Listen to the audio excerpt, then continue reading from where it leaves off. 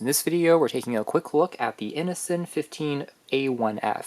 This is a 15.6-inch OLED portable monitor, so it offers inky contrast, super vibrant looking, similar to on some Samsung Galaxy S series phones. And if you're consuming certain TV shows like Game of Thrones, which are commonly shot in some of those darker scenes, it should be a better viewing experience compared to IPS LCD. That being said, OLED screens have conventionally been more expensive, but the reason why I was interested in this model is it shows the trend of these finally coming down a bit in terms of cost. For instance, during the holiday shopping season, you might be able to shop around and find it for as low as $180, which is a pretty significant discount. In the past, this could only get you a conventional IPS LCD monitor, but now we can see OLED screens for sub $200. Now, those deals might not be evergreen, so definitely be on the lookout. For instance, certain events like Prime Day, in addition to Black Friday, Cyber Monday, things like that, it's probably when the price will dip the lowest. Otherwise, as a portable monitor, it can connect to any universal device using Type-C or HDMI, including MacBooks, Windows computers, Chromebooks,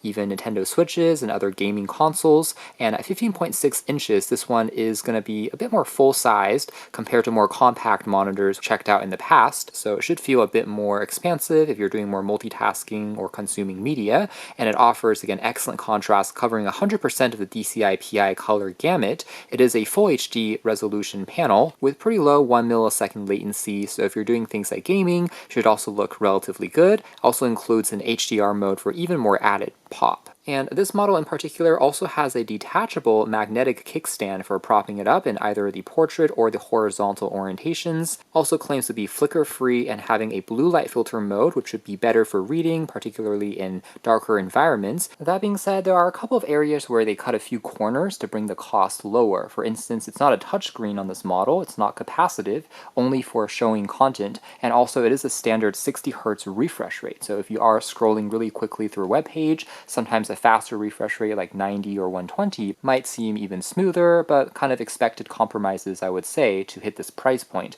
And again, full HD resolution should be good enough on a size like this, although if you are pixel peeping, obviously 2K or 4K can get you even higher PPI. But considering it is an entry-level OLED monitor, it's kind of expected. Now in here we have just the portable monitor itself, a standard 16:9 aspect ratio screen. Down below you'll find a quick user guide as well as the detachable kickstand, which is crafted out of aluminum alloy, feeling quite premium. You can adjust the angle here as well as having a bit of a soft touch rubber as it's gripping onto the back of the display. You also find a wall adapter included because the portable monitor doesn't come with a built-in battery of its own. That said, it can be driven by certain laptops, or if you have a power bank, it can also function as well, taking just standard Type-C. Speaking of, you also get some bundled USB Type-C cables in addition to an HDMI cable as well. And returning back to the monitor itself, under the protective wrap, we have just the screen itself, and it is protected by a layer of glass, even though it's not a touchscreen. Construction feels quite premium, weighing in at 1.6 pounds, although there isn't a sleeve or folio case included as part of the kit. Located on the left-hand edge, you'll have access to the HDMI, 2 USB Type-C ports, as well as built-in stereo speakers, one on the left and also one on the right, giving you some separation. Could be handy if you're connecting it to a gaming console that doesn't have built-in speakers of its own. The top features just a power key as well as sliders for adjusting properties like volume, as well as the display settings that we'll see in a moment. It does seem to be milled out of this unibody chunk of metal, so again, pretty good from a build perspective. The rear here just features the magnetic section that you can use to attach the kickstand, which can be then freely adjusted in terms of angle and also positioning here onto the portrait or horizontal orientations. And the backlit does feel quite strong in terms of its strength, so holding up the weight of the device as well as changing the angles doesn't cause it to move around too much either. Pretty minimalistic and modern looking from a design perspective, and also quite slim. It is thinner, in fact, compared to most smartphones with a thin TPU case. And now turning it on, we can see that the, again, hinge here is actually quite robust. We can just slightly push on it to slide it slightly downwards if you're trying to look at it from a higher elevation, or of course we can pop it into a more upright position, as you can tell there. And overall first impressions being that it does indeed have very good viewing angles, as expected of a fully laminated OLED screen. You can even look at it from the sides and the colors won't really wash out, offering a pretty nice visual experience. Now maybe the only slight downside though is because of the glass covering. It is quite glossy and can be a bit of a fingerprint magnet, and that is a slight shame because for a non-touch monitor monitor, perhaps they could have gone with a matte treatment to reduce some of the glares and reflections. But it is what it is. I guess one upside is with a glossy finish, colors can look even more saturated and vibrant compared to some of the matte paper-like screens can look a little bit more muted. So it may require just a little bit more cleaning. Now if we take a quick look at the main menu, we can tap on the power key here once to pull it up, and you're able to use the volume rocker there to basically move left and right between other settings. We are currently at 100%, and I think it looks pretty decent at 400 nits. Of course, if you are in direct sunlight, it will not be the brightest panel in the world, but in most shaded or indoor conditions, you should be fine. A couple of other quick profile settings can also be found. For instance, the regular mode versus the next one here for text document reading is going to slightly dim the screen, turn on the blue light filter. This one here for entertainment will slightly make it a bit more contrast rich, also increasing the brightness.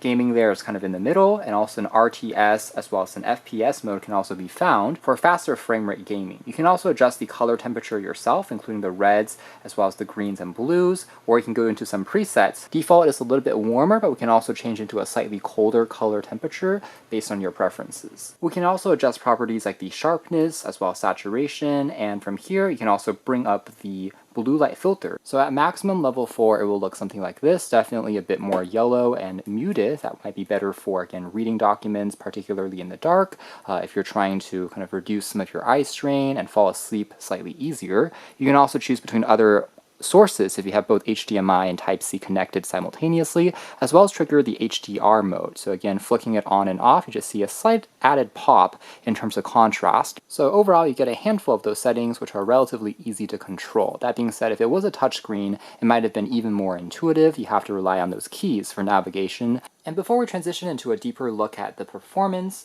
I also wanted to flag that the two USB Type-C cables included are actually not made equally. I mention that because one of them is a power-only cable that does not provide any video output, whereas the other one supports video and power. Initially, I was using just the power cable and was wondering why I was not getting any video showing up on the monitor, but it turns out you have to use this thicker one for the video signal. So just keep that in mind when you're connecting to your laptop or gaming console to use the thicker of the two Type-C cables for the actual video input. Alright, so moving past that tip and looking at some sample web pages, sites like The Verge looks beautiful with the darker background as well as text and images, just super vibrant, since the pixels aren't being emitted when there is a completely black image like this. So it makes just the color regions seem that much more eye-popping as a result.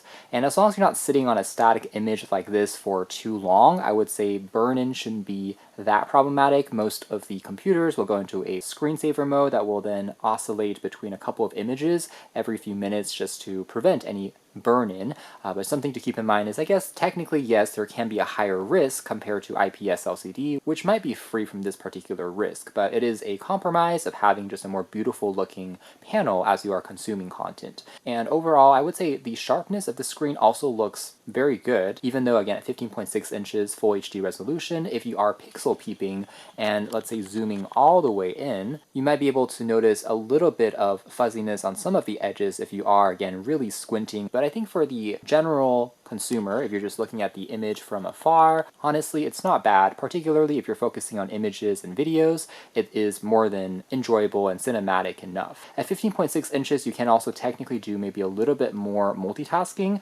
So if I wanted to kind of split between two panels or screens, it still seems an okay experience. So you can technically run maybe one or two programs here in addition to what's shown on your computer's laptop screen, and just do a bit more multitasking work as you're jumping between different windows or programs. Let's also move into a quick video test as well as what the speakers sound like.